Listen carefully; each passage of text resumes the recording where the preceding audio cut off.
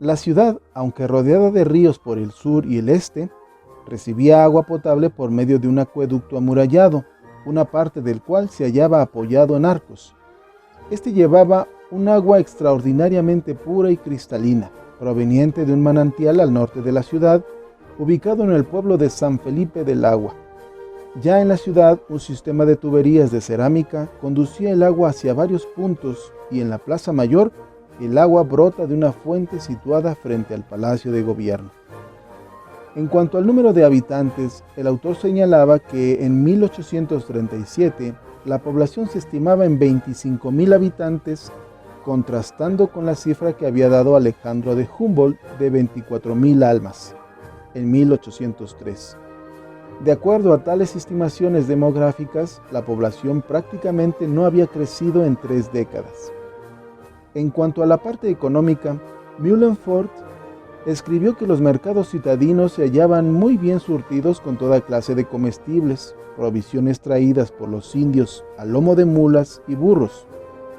En estos mismos mercados podía encontrarse mercaderías de otros estados e incluso de ultramar. En cuanto a las fábricas, la más importante por el número de trabajadoras, 900, era la de puros del gobierno.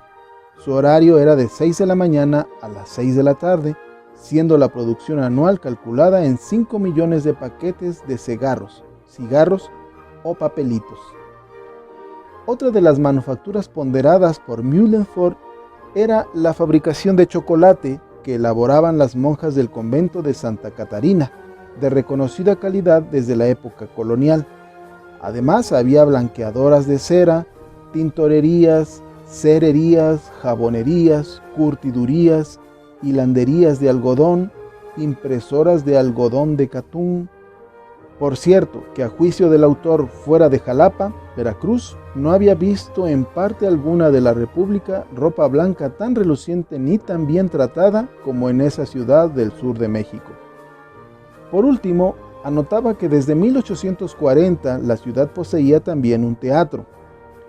Otra de las virtudes que tuvo el intelectual alemán fue que se relacionó con la sociedad local y pudo inducir a espíritus inquietos de la comunidad por la senda de la investigación, como fue el caso del docente, periodista e impresor Juan Bautista Carriedo, con quien compartió recorridos hacia Monte Albán y Mitla.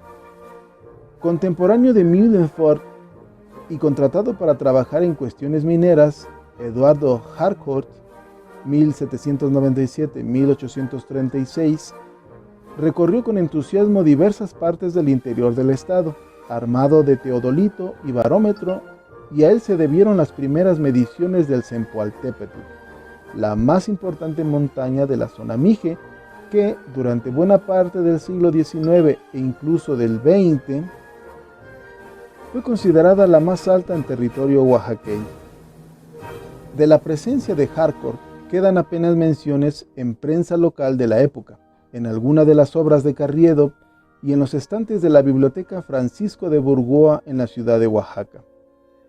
Aproximadamente 2 décadas después, a inicios de 1854, y de paso por Centroamérica, residió un par de días en la capital oaxaqueña Gustavus Ferdinand von Temski. Según él mismo escribió en su libro de recuerdos titulado significativamente Mitla. De acuerdo con su relato, este autor escribió que en la ciudad de Oaxaca podían verse magníficas casas que debieron ser construidas por pobladores mucho más prósperos de los que observó entonces. Temski ponderó el edificio catedralicio y describió la agradable alameda citadina de árboles muy frondosos, senderos empedrados, bancas de piedra y rejas de hierro. De su paseo por las calles de la ciudad destacó el hallazgo de un restaurante francés de apariencia un tanto desconsoladora, cuyos dueños se llenaron de gozo al encontrar a clientes que apreciaran la comida gala. Otro encuentro afortunado para Temski, de acuerdo con sus palabras, fue el hallar, como era costumbre en los más apartados rincones de México, a un relojero alemán, quien le sirvió de cicerone y le informó de la ruta hacia Tehuantepec, pasando por el poblado indígena de Mitla, donde todavía existían las ruinas de algunos de los palacios de Montezuma. En 1857, otro alemán llegó al estado de Oaxaca y se estableció por una breve temporada en su capital. Me refiero al llamado Barón Johann Wilhelm von Müller. Este señor, naturalista de afición, arribó tras cruzar el penoso trayecto de la Cañada, de donde dejó una descripción ilustrada de las ruinas de Queotepec, Cuicatlán. Al llegar a la capital oaxaqueña, tuvo un incidente en la garita del marquesado, cuando los agentes aduanales le hicieron abrir sus maletas para revisar lo que traía. Sin embargo, el malestar por este incidente, único a su paso por México, fue atenuado por la comodidad de la posada en que se albergó, casi tan buena como una posada europea.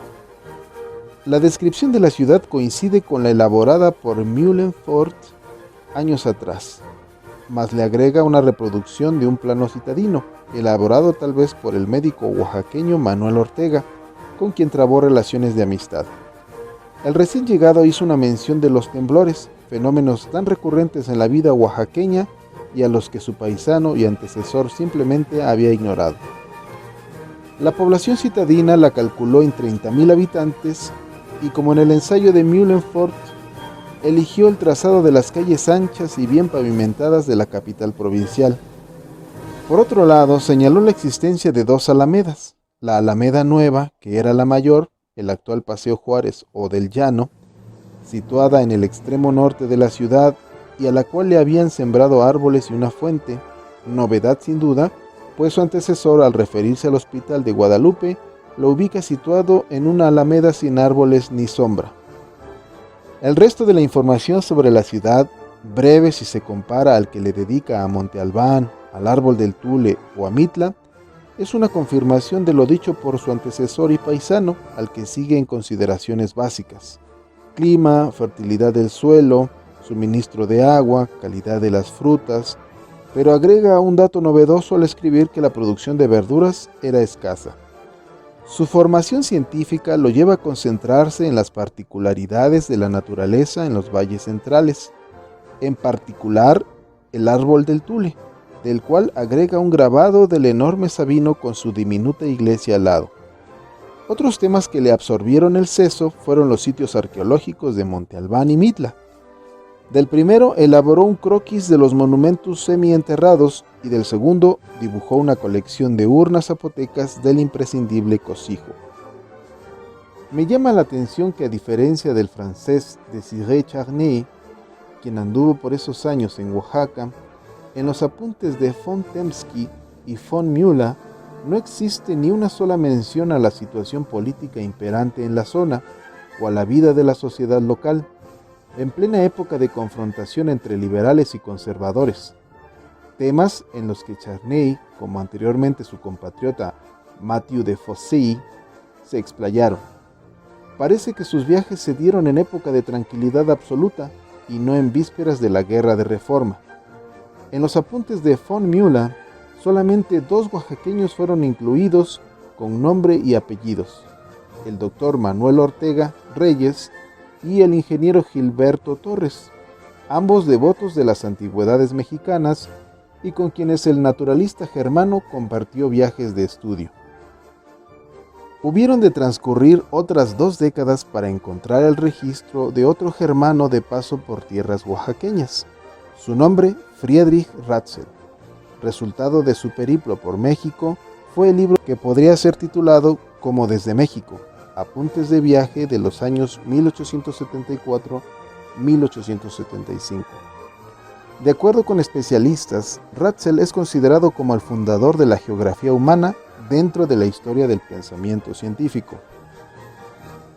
Pues bien, este caballero arribó a la ciudad de Oaxaca proveniente del istmo de Tehuantepec, luego de recorrer el penoso camino de herradura que unía ambos puntos. Se encontró con las ruinas de Mitla, que no le entusiasmaron demasiado, y contempló el Árbol del Tule. En su libro, Ratzel escribió que, con excepción del Valle de México, no encontró otra región en nuestro país que causara impresión tan civilizada y por lo mismo tan agradable y bienhechora como el Valle de Oaxaca.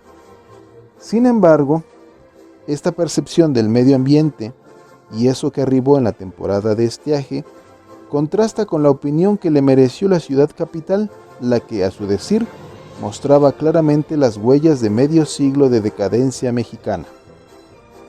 Oaxaca fue una de las ciudades más ricas de México y conserva todavía los recuerdos de esos tiempos mejores y en sus partes anteriores de una impresión de nobleza, sobre todo en su plaza rodeada de pórticos y en la Alameda, con sus altos y hermosos fresnos. Sin embargo, hay cientos de casas vacías y derruidas, al igual que los conventos, de donde también aquí los religiosos fueron expulsados, al igual que en todo el resto de México. La población se redujo en menos de 15 años de 24,000 a 16,000 habitantes.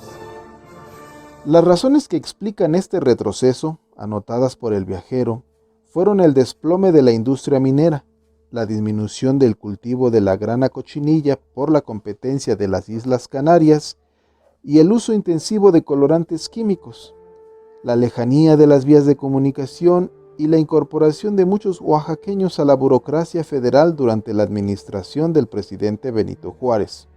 Esta última causa la añadió Ratzel en su obra, como expresión del sentir popular local, pero considerando que era mera exageración. Fue Ratzel el único de los viandantes germanos del siglo XIX a quien le tocó presenciar las huellas que la Guerra de Reforma y posteriormente la intervención francesa con el sitio militar consiguiente, dejaron en la capital sureña, y este eco destructivo saltaba a la vista de quien recorriera sus calles. Así escribió: con todo, Oaxaca sigue siendo una ciudad hermosa y bastante animada. Tiene calles que no son demasiado estrechas, unas iglesias imponentes, entre las que destaca la catedral como una de las más bonitas del país. Y tiene una plaza que está plantada con los fresnos más lindos que he visto en México. Y a pesar de toda la pobreza que no puede negarse, el Valle de Oaxaca sigue siendo una de las regiones más fértiles y mejor cultivadas de todo el país, lo que permite conservar por lo menos aquí un bienestar y un movimiento medianos. El último comentario de Ratzel sobre la capital oaxaqueña se refirió al Instituto de Ciencias y Artes, institución de segunda enseñanza e instrucción profesional común a toda ciudad importante de México. En este caso específico mencionó a la biblioteca del centro educativo, la que después de la abolición de los conventos ocupó grandes espacios del instituto. Anotación certera del todo, pues el acervo bibliográfico se había incrementado notablemente con la llegada de varios miles de libros coloniales. Sobre la función de la Casa de Estudios Oaxaqueños, Ratzel la tomó de una serie de artículos sobre Oaxaca escritos por un articulista venido de la capital del país y la transcribe completa como muestra del chauvinismo provinciano. Hasta aquí los testimonios escritos de viajeros alemanes. En el último tercio del siglo XIX ya no contamos con libros publicados por individuos de esa nacionalidad, aunque sí sabemos que en la ciudad de Oaxaca ya estaba asentada una pequeña colonia de súbditos germanos que tenían establecidos negocios, varios de ellos prósperos, y para fines de esa centuria ya funcionaba una representación consular. En 1892, la ciudad de Oaxaca quedó comunicada con las ciudades de Puebla y la capital del país por medio del Ferrocarril Mexicano del Sur, y la actividad económica citadina adquirió notable animación. Fue una lástima que ningún testigo alemán, con su natural mirada crítica, diera cuenta de lo sucedido.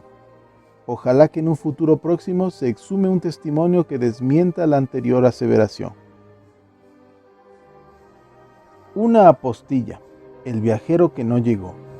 En el año de 1884, por disposición de la autoridad municipal, la nomenclatura de la ciudad de Oaxaca cambió y las viejas pintorescas denominaciones coloniales dieron paso a calles con nombres que recordaban a próceres de la independencia y de la reforma, algunas figuras de la conquista, indígenas y españolas, unas pocas provenientes del mundo colonial, y como detalle sugerente, 3 calles cercanas al Paseo del Llano fueron bautizadas en el nombre de Alejandro de Humboldt. Posteriormente, en el libro conmemorativo Oaxaca en el centenario de la Independencia Nacional, publicado en 1910, su autor, el escritor y poeta local don Andrés Portillo, reprodujo algunos conceptos relativos al suelo y al cielo de Oaxaca atribuidos al inminente varón de Humboldt cuando vivió en esta ciudad. Y páginas más adelante se insistió en el dicho, al ubicar al supuesto domicilio del viajero ilustre en la primera calle de Libertad, en la casa marcada con el número 5, y demandando de paso la colocación de una placa alusiva al hecho. Pasó el tiempo, vino la revolución, lapso poco propicio para asuntos conmemorativos, pero en 1920, por acuerdo de la autoridad municipal en turno, se colocó la placa solicitada una década atrás. El hecho propició una polémica en el mundillo intelectual de la localidad, pues no existían constancias documentales y la veracidad del hecho se sostenía únicamente en el dicho de un viejo sirviente que hablaba de haber conocido a un caballero rubio de nombre impronunciable que vivió en Oaxaca y que tocaba el salterio en las noches. Para zanjar la discusión fue necesario que llegara a residir a la ciudad de Oaxaca otro viajero europeo, de nacionalidad belga, de nombre Paul von den Velde, quien en un folleto alusivo acabó con el mito al demostrar con fuentes bibliográficas que Alejandro de Humboldt, el célebre autor del ensayo político sobre el reino de la Nueva España, nunca había vivido en la ciudad de Oaxaca. Diré, en descargo de los oaxaqueños partidarios de la residencia oaxaqueña de Humboldt, que las aseveraciones del naturalista alemán fueron tan certeras que al menos un par de compatriotas suyos las corroboraron en las obras que escribieron posteriormente y que aquí he glosado rápidamente. Total, que al decir de los oaxaqueños crédulos, si el ilustre Humboldt no vino, debió hacerlo, pues pintó certeramente las cualidades de la vieja antequera.